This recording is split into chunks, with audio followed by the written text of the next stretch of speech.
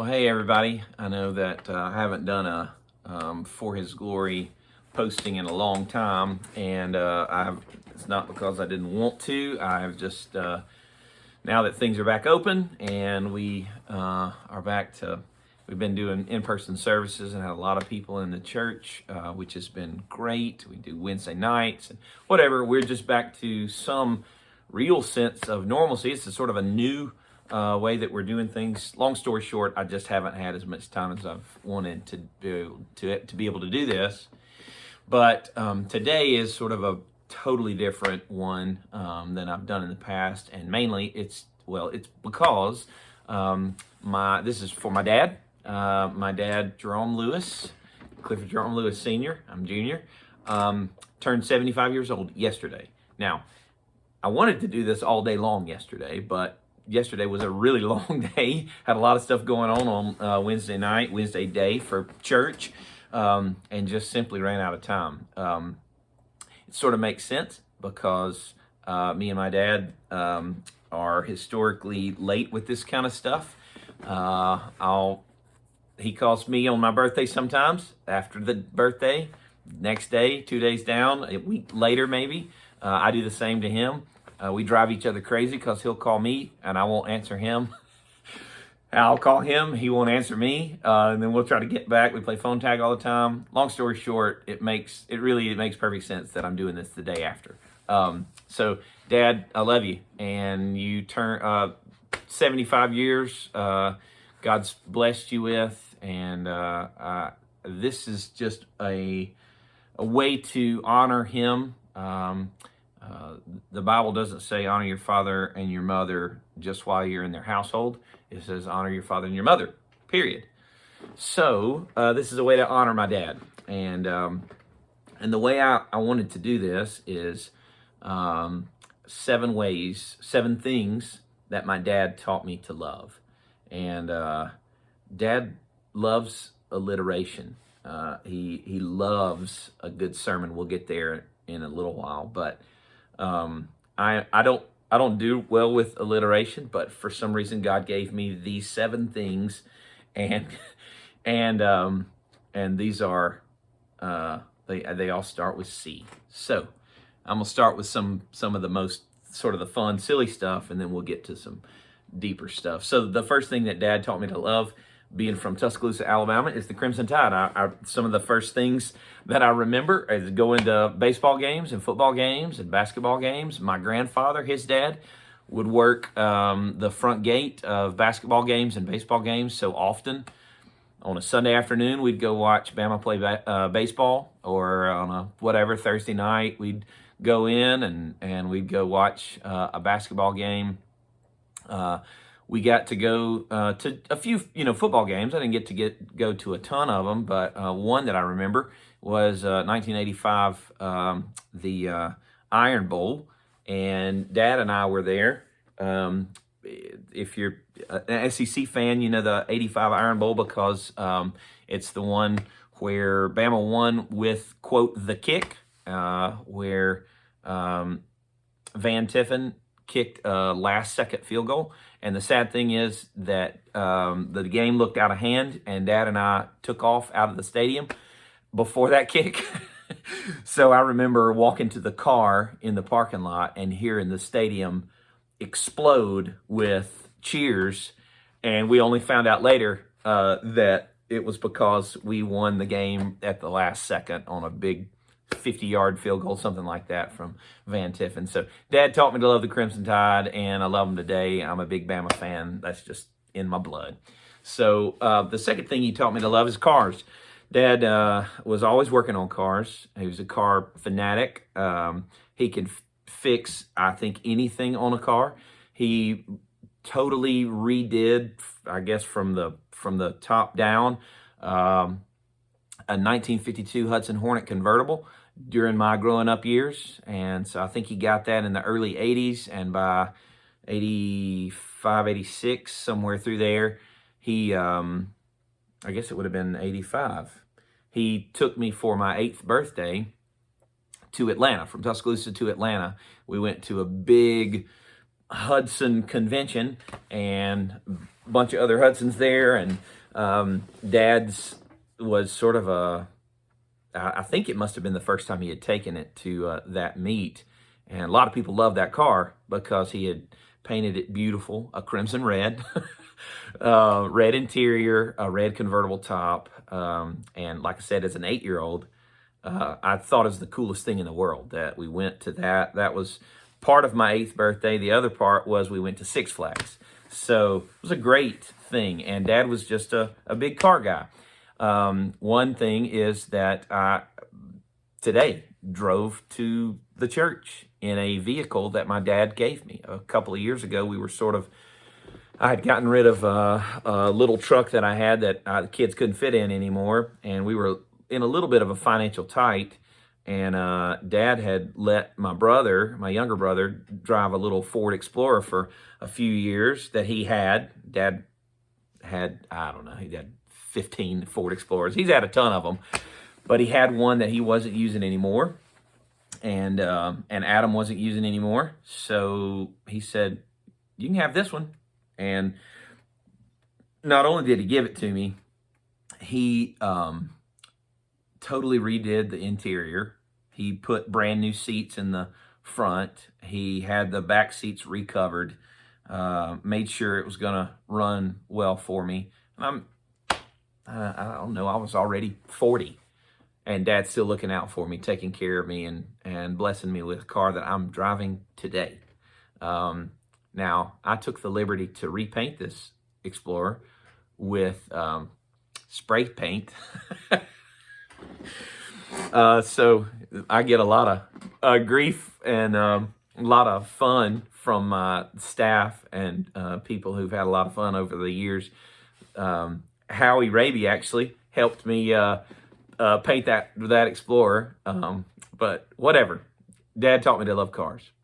He also taught me, and he didn't teach me to love cool, the word cool. I'm going to use that as my word. He actually taught me to love, not just to be okay with, but to love not being cool. All right, so speaking of my Explorer, a lot of people look at that, my kids, this is so uncool. Yeah, that's fine. I used to, there were times, of course, when you're a kid, you want to be cool. Even later on in life, Dad never really cared about being cool. Now, sometimes that bothered us, especially when we were teenagers.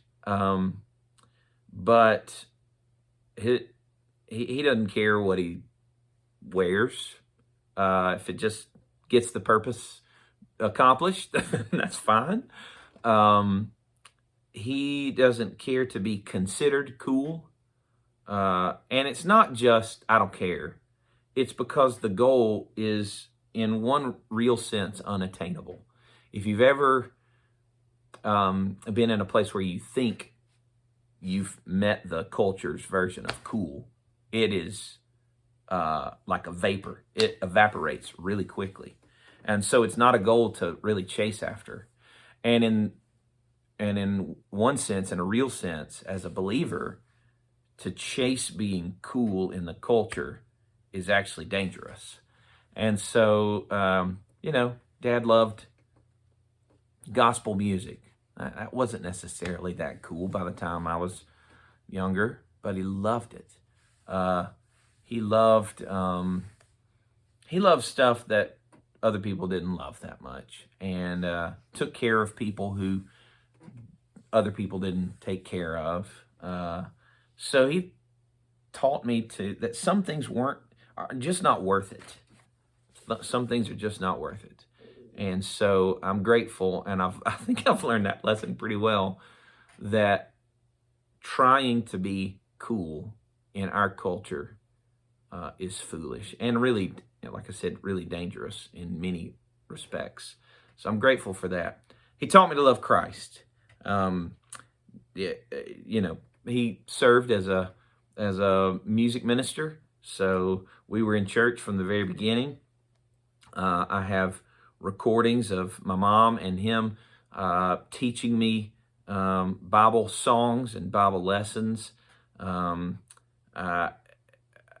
I have never known of a time when I was not taught, and not just taught, but just grew up in the where it was in everything that we were, that Jesus loved us and he gave his life for us, and that he was worth everything.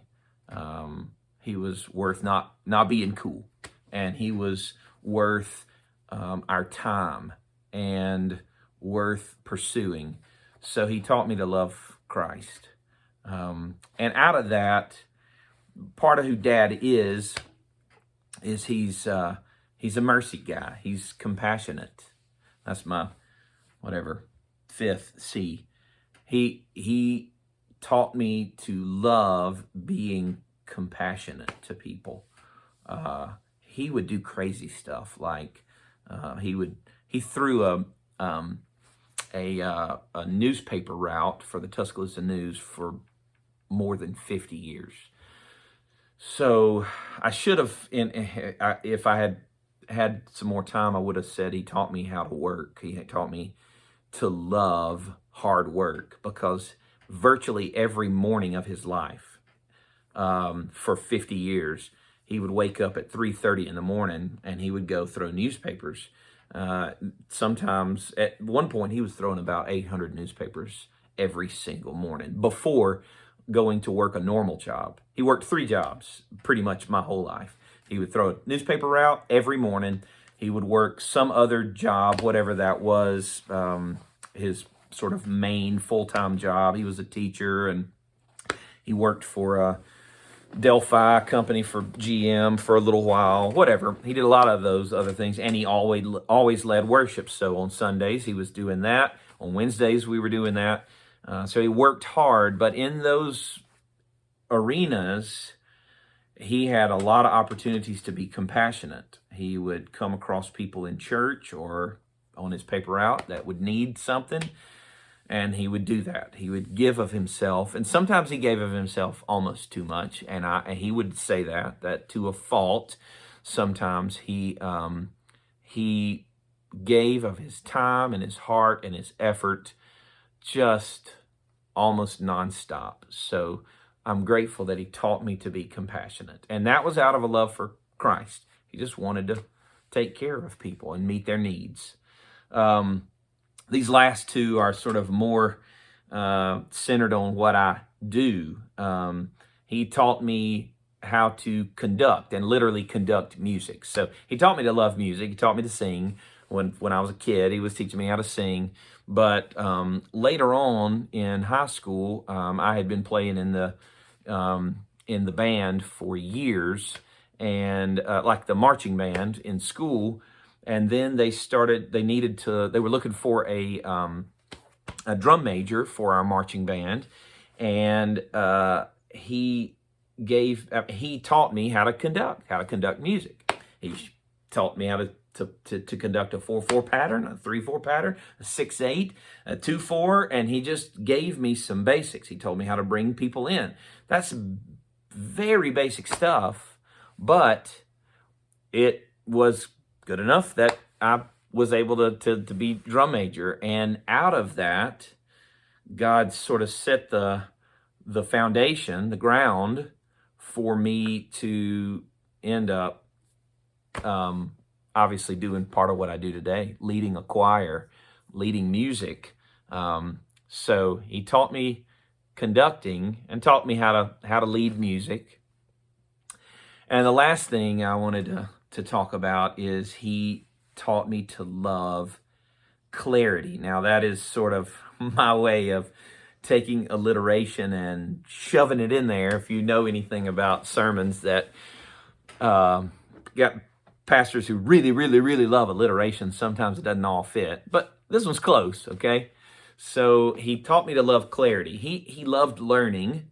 He still does. He reads a lot. But by clarity, what I mean is he loved and still loves good, Bible-centered, well-spoken, well-thought-out sermons. So waking up at 3:30 every morning meant that his quiet time often was in his 77 Chevy Vega station wagon with 800 newspapers behind him, with nobody else on the road.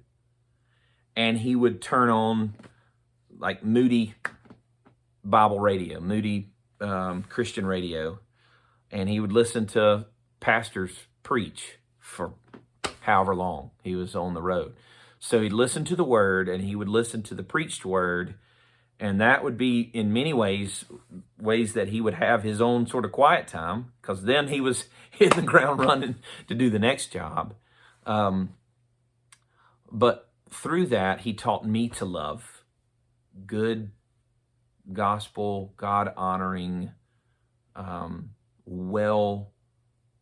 well-taught sermons that would take the gospel message and take a biblical passage and open it up and reveal it in a way that it made sense and that it got to the heart of you, and the Holy Spirit uses it. And so he, by teaching me to love clarity, to love those Bible gospel sermons, it meant that, and today, it's one reason I love my pastor so much, is because Joey takes the word, he opens it up, and he says, "Here's what God's word says," and in such a way that it doesn't just, he's not just teaching, he's preaching, he's proclaiming the word.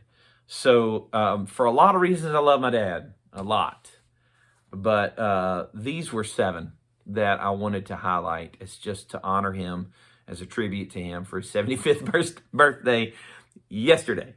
And as the end of this, I wanted to sing his favorite hymn. Years ago, I did a survey and asked for people in my family and people in the church and people in friends of mine over the years, what's your favorite hymn? And actually, it's funny, it's been a while since I looked through these, so I was looking for Dad's, and it's a hymn I have never sung before. When he told it to me years ago, I remember thinking, what? Like, what? I don't even know that song. And I never sat down to find that song until today. So I hope I do this song okay. I just spent some time with this, and it's called Tell It Again. This is probably brand new to you. I don't know. Some of you may remember this one. The Oak Ridge Boys recorded it, I know, years and years ago. But it's a story gospel song. So it tells the story of a boy who had never heard the gospel before. And through the story, by the end of it, he wants to make sure that this gospel is taken to all the nations so that it doesn't become a story that's untold. So it's called Tell It Again. I'll do this to the best of my ability. Dad, I love you, and I hope you had a great 75th yesterday. Here goes Tell It Again. I hope I don't butcher this song, y'all.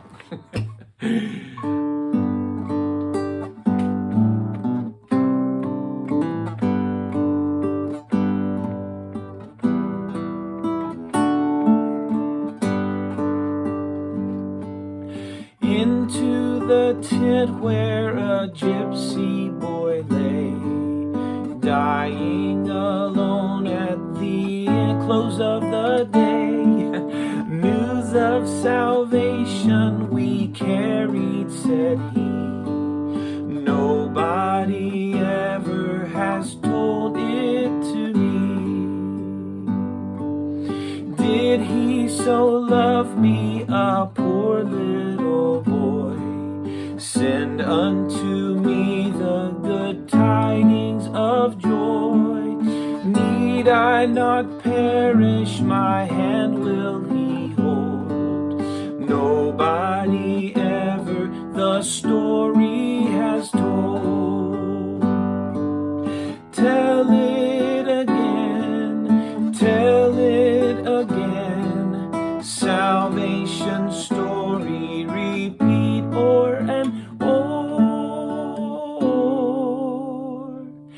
till none can say of the children of men. Nobody ever has told me before.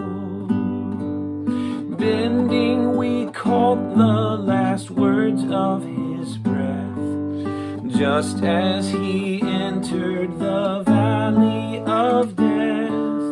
God sent his Son, whosoever said he. Then I am sure that he sent him for me.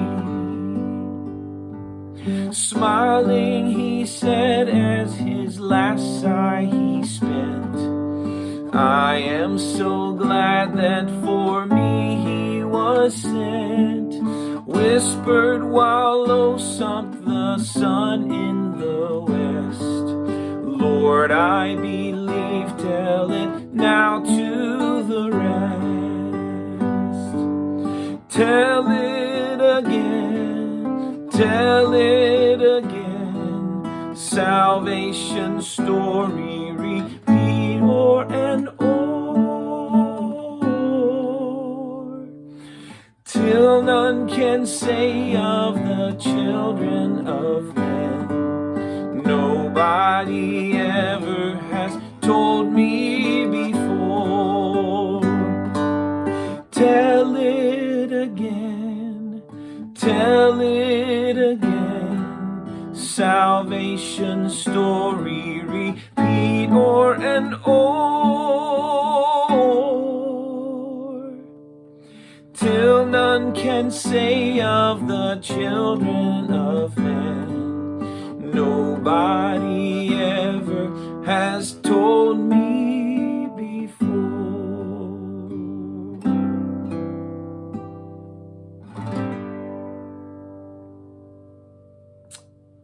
Okay. I hope y'all have a great weekend. Dad, I love you. Happy 75th.